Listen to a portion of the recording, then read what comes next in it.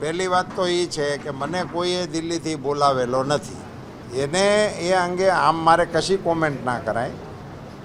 પાર્ટીના ઉમેદવારોને પસંદ કરવાના અધિકારો પાર્ટીની પાર્લામેન્ટરી બોર્ડને છે, એની અંદર ફેરફારો કરવાના અધિકારો પણ પાર્લામેન્ટરી બોર્ડને છે.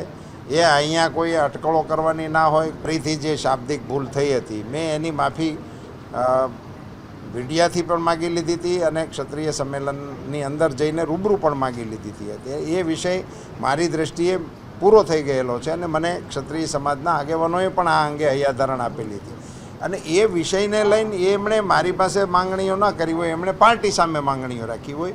એ સમાજ અને પાર્ટી વચ્ચેનો વિષય છે, એમાં હું કંઈ કોમેન્ટ કરી અને વધારાનું કશું કરવાના મતનો નથી. મેં મારે જે કરવાનું હતું એ કહી દીધું છે અને કરી પણ લીધું છે. પાર્ટી કદાચ એમ કહેશે કે ઉમેદવાર બદલવાની છે તો એ પાર્ટીની અને મારી વચ્ચે